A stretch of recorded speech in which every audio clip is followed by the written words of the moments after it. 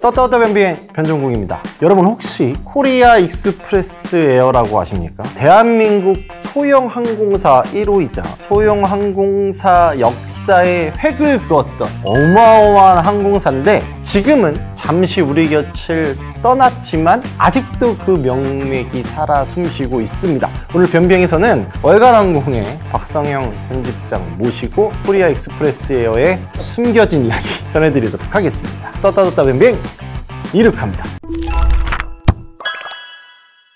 반갑습니다. 안녕하세요. 오랜만에 이륙하자 채널 구독자분들께 인사를 드리게 되네요. 월간항공 편집장 박성영입니다. 뭐 아시는 분은 아시겠지만 월간항공 편집장이기 전에 코리아 익스프레스 에어에서 청춘을 바쳤던 이력을 제가 알아서 사실은 이제 모셨습니다. 코리아 익스프레스 에어 어떤 회사였습니까? 코리아 익스프레스 에어라는 회사를 보통 대한통운과 관련되어 있는 회사로 알고 계신 분들도 많고 아예 존재 자체를 모르시는 분들도 많아요. 네. 대한항공이 원래 소형 항공사로 등록이 되어 있는 게 더 먼저였지만 실제로 대한항공을 제외한 최초의 소형 항공사는 코리아 익스프레스 에어, 그때 당시에는 한서우주항공이라는 이름으로 2005년도에 설립된 최초의 소형 항공사입니다. 이후에 2009년도에 사명을 코리아 익스프레스 에어로 바꿨고 바꾼 이후에 항공기를 터보프롭 항공기, 50석 이하의 제트 항공기, 그리고 회전익 항공기 등을 운영하면서 소형 항공사의 역할을 최선을 다했던, 좋게 꽃을 피우지는 못했지만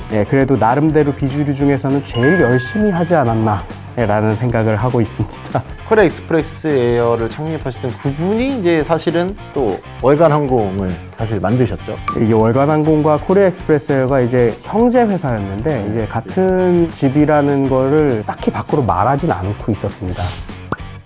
자, 일단 그 소형 항공사라는 게 익숙하지 않으신 분들이 많죠. 소형 항공사는 뭡니까 도대체? 소형 항공사라는 것을 이야기를 하려면 아무래도 소형 항공 운송 사업법에 대한 이야기를 좀 해봐야 될 것 같아요. 이게 뭐 국내에서만 찾아볼 수 있는 독특한 기준이라고 평가하시는 분도 있고 뭐 여러 면에서 좀 유사한 것은 있지만 딱 이렇게까지 강제되어 있는 분류 기준은 없거든요. 대부분 국가는 항공기의 자본금 아니면은 항공기의 기재 운용 조건 등으로 FSC라 불리는 대형 항공사, LCC라고 부르는 로우코스트 캐리어로 이렇게 보통 구분이 돼 있는데 편의에 따라서 이거 뭐 항공기의 자본금, 항공기 수 아니면은 뭐 사업 기준 등으로 이렇게 분류를 하는 정도지 사실 좌석수를 50석 이하, 뭐 80석 이하 이렇게 규정을 해가지고 새로운 카테고리를 만드는 경우는 거의 없어요. 근데 우리나라 같은 경우에는 이제 소규모 관광 아니면은 일반 여객기를 운영하는 항공사들이 지방공항 등의 취향을 좀 어느 정도 꺼리는 경우가 있기 때문에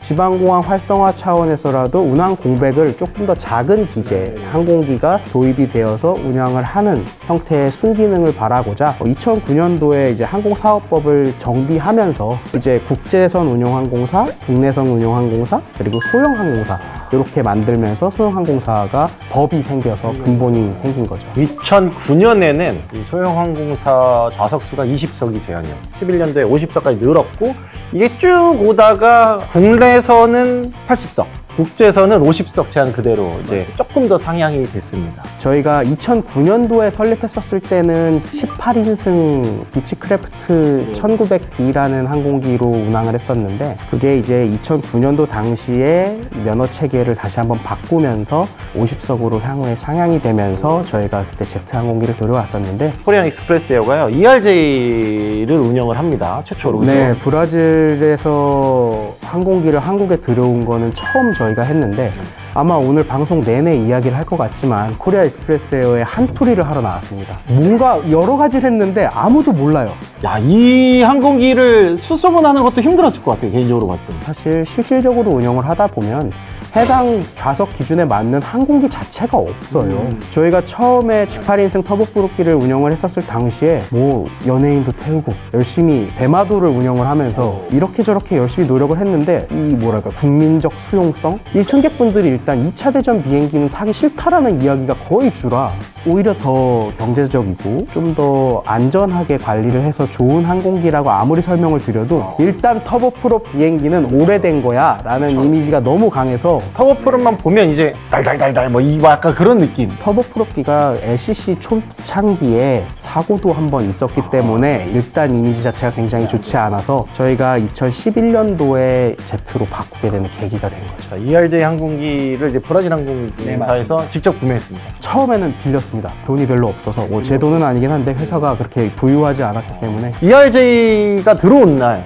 브라질 애들이 어쨌건 한국에 처음으로 자기네 비행기를 들여오는 거 아닙니까? 일단 브라질의 엠브레어사는 항공기 제작사 중에 수위권에 올라가고 보잉, 에어버스, 그 다음에 엠브레어라고 할 정도로 큰 항공사임에도 불구하고 한국에 엠브레어 항공기가 존재하지 않았어요. 운용 자체를 하지 않고 있었기 때문에 일본에선 굉장히 많이 운용되고 있거든요. 그래서 한국의 시장에 대한 진출을 굉장히 열망하는 상황이었고 저희는 새로운 항공기를 도입하기를 원하는 상황에 이해관계가 맞아서 이제 첫 도입을 했는데 처음 이제 오게 되니까 저희가 받지 못했던 정말 뜨거운 관심을 받았거든요. 양양공항에서 처음 계획은 브라질에서 왔으니까 삼바 춤이라도 좀 추면서 뭔가 해보자 했는데 일단 겨울이라 너무 추웠고요. 그리고 항공기 도입을 좀 진중하게 진행을 해야 되는 니즈가 있어서 아쉽게도 뭐 특별한 이벤트가 있진 않았습니다. 강원도 사랑이 엄청났던 게 아이아타 코드를 보면 또 알 수가 있어요. 아이아타 코드가 너무 재밌어요. 맞죠? 2009년에서 2011년도에 코리아 익스프레스 에어로 이름을 바꾸기 전에는 원래 X2였어요. 익스프레스를 따서 형상화한 코드였는데 이제 저희가 비치크래프트를 반납하고 새로 제트 항공기를 도입한다는 시점에서 뭘 할까? 바꿔야 됐습니까? 운항을 잠깐 중단을 한 상황에서 운항 중단을 하게 되니 저희가 코드가 유지할 필요가 없어서 반납이 됐는데 그거를 다른 곳에서 가져간 거죠. 저희 회사 내부에서 이제 투표 같은 것도 좀 하고 막 고민을 했었는데 곧 평창 올림픽이 열리기 때문에 강원도에 뼈를 묻자 라는 의미로 강원 KW 지금 제가 찾아봤는데 다른 키르기스탄 항공이 키르기스탄이요. 그럼 또 새로운 걸 또 찾아야겠네요.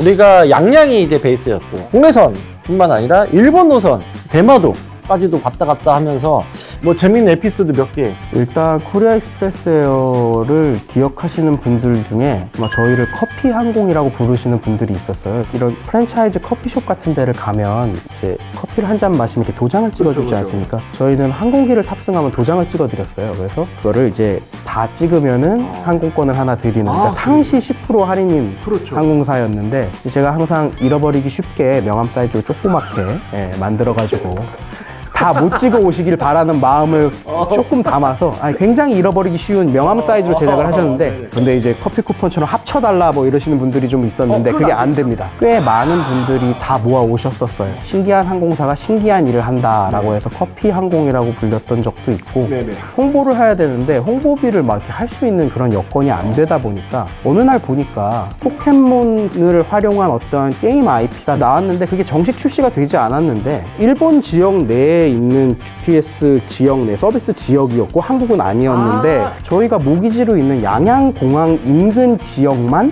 미리 서비스가 이용이 가능한 상황이었어요. 그래요? 저희가 그때 당시에는 부산 지역과 제주 지역을 운영을 했었는데 부산 지역도 그 포켓몬고가 플레이가 가능했던 지역이었거든요. 저희 비행기를 타고 오시면 포켓몬고 양양에서 잡은 걸 보여주시면 돌아가시는 항공편을 무료로 드렸어요. 와 진짜로? 네. 이 이벤트가 오케이가 됐어요 회사에서? 욕 많이 먹었죠. 근데 항공사 이미지를 좀 유하게 하기 위해서 안 해보던 것 좀 해보자. 그거 실제로 잡으러 타신 분들 계십니까? 네, 몇 분 계세요. 일본 언론에서 저희 항공사를 굉장히 많이 관심을 가졌었어요. 이것 때문에? 네.